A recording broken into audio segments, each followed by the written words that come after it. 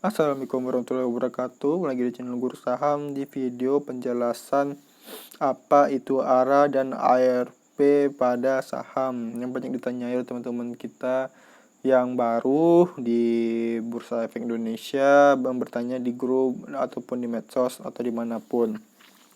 Jadi kita bakal bahas di sini. Ini ngomong-ngomong adalah website Guru Saham, dan teman-teman bisa kunjungi, ntar linknya dikasih di bawah di video di deskripsi. Jadi apa itu ARA? ARA itu adalah singkatan dari aturan rejek atas, yaitu batasan kenaikan tertinggi suatu saham pada satu hari yang sudah ditentukan oleh Bursa Efek Indonesia berdasarkan fraksi harga. Apabila harga itu naik terlalu tinggi pada hari itu, maka akan otomatis dibatasi oleh sistem JATS. Jadi bakal otomatis tidak bisa orang menjual di harga di atas batasan yang sudah ditentukan, teman-teman. Contohnya gimana? Teman-teman bisa lihat di ini ada RTI. Contohnya NV itu pada hari kemarin dia ARA. Teman-teman bisa lihat di sini asnya udah kosong. Jadi yang paling tinggi itu di 125, kenaikannya 34%. Kenaikannya itu di 34%. Jadi untuk NV yang seharga NV ini yang 100-an ini ARA-nya itu 35% sekarang, teman-teman. Jadi kalau udah naik segitu nggak bakal bisa untuk nggak bisa di atas itu lagi, teman-teman. Jadi itu bakal otomatis dihentikan kenaikannya. Jadi seperti itu ya, gampang banget. Lalu coba kita lihat kapan sih emiten itu ARA. Biasanya satu, prospektus perusahaan yang bagus, seperti di prospektus tersebut perusahaan tersebut bakal merencanakan anggaran yang didapatkan ketika listing IPO itu untuk memperluas usaha. Jadi usahanya itu biar bagus. Jadi itu bakal jadi menimbulkan sentimen positif sehingga banyak yang minat dengan perusahaan tersebut. Kedua, pada saat IPO laku ya, terjadi oversubscribed subscribe. Jadi ketika penawaran umum tuh pastinya dia berusaha gimana perusahaan ini biar laku. Ketika laku berarti menunjukkan banyak peminat perusahaan tersebut, sehingga ketika dia listing di pasar reguler, dia itu bakal banyak diborong oleh orang-orang yang nggak dapet ketika masa IPO. Lalu adanya berita yang baik tentang emiten tersebut. Keempat, adanya laporan keuangan yang bagus. Jadi ketika laporan keuangannya diterbitkan bagus, maka munculnya seperti sentimen positif. Laporan yang bagus itu seperti laba yang tinggi dan hutang yang stabil. Lalu pada hari come date, di mana hari terakhir ketika orang harus mempunyai saham tersebut untuk mendapatkan hak aksi koperasi seperti dividen. Keuntungan adanya ARA yaitu di mana kita bisa mengendalikan diri, tidak ikut misalnya saham tersebut naikannya tinggi, kita sehingga munculnya efek FOMO ya, fear of missing out. Jadi orang tuh nggak kebagian ketika harganya naik tinggi, padahal nggak tahu itu kenapa naik tinggi. Makanya ada ARA sehingga dibatasi, sehingga nggak terkendali kenaikannya, dan sehingga kita sendiri jadi nggak ikutan FOMO. Ketika kena ARA kita bisa introspeksi dulu, research dulu kenapa saham ini naik. Ketika kita tahu ternyata memang pantas naik, kita bisa ikut besoknya. Atau ternyata wah ini cuma murni dinaikkan oleh salah satu pihak, oleh market maker, jadi kita nggak ikutan biar nggak nyangkut gitu. Itu keuntungan dari ARA. Lalu kerugiannya apa?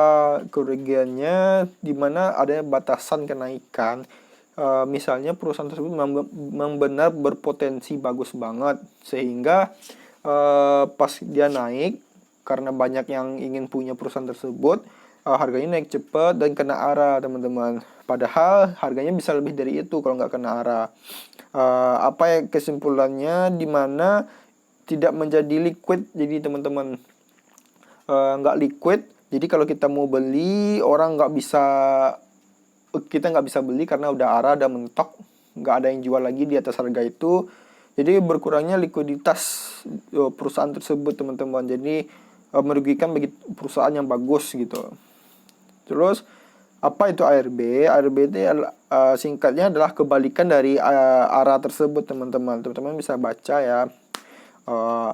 Hampir sama dengan bedanya itu cuman ARB kalau dia membatasi ke penurunan sehingga dia tuh enggak terlalu tinggi banget turunnya. Ya biar orang nggak ikutan, misalnya saham tersebut jatuh parah, orang pada panic selling sehingga kita pun nggak ikutan panic selling karena udah ada batas ARB-nya ya. Jadi kita bisa introspeksi analisa dulu kenapa saham ini bisa turun. Jadi kita nggak langsung panik jual.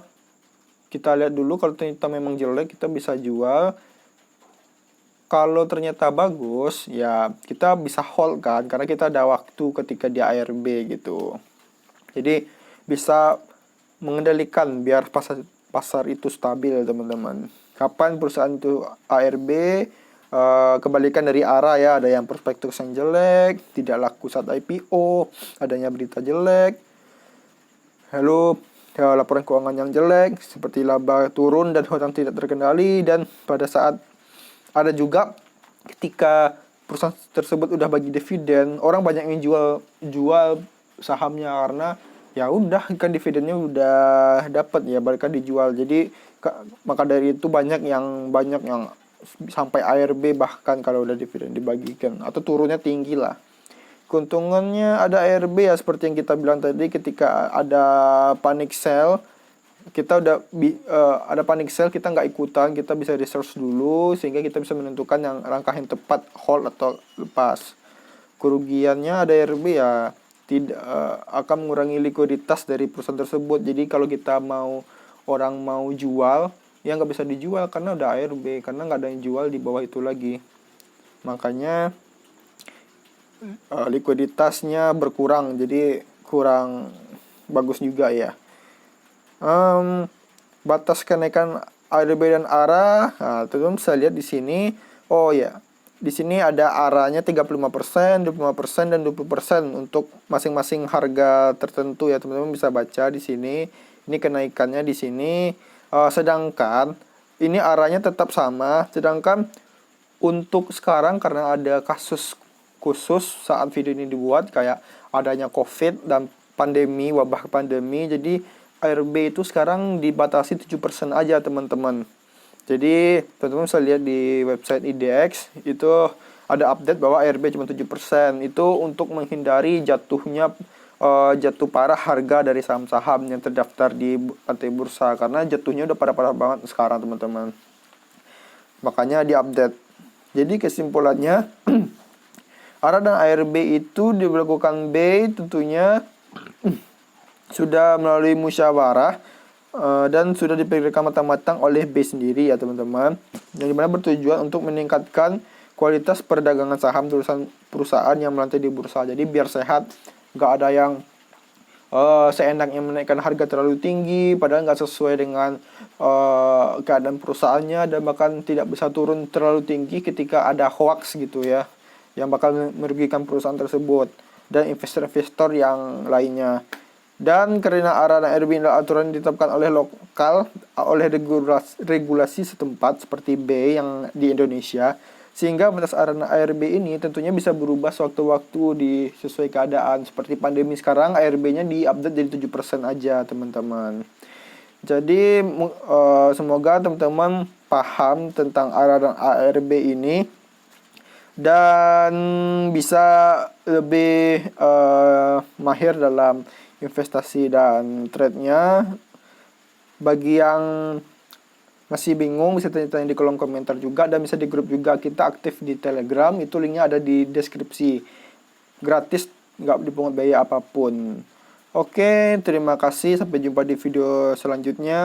Assalamualaikum warahmatullahi wabarakatuh.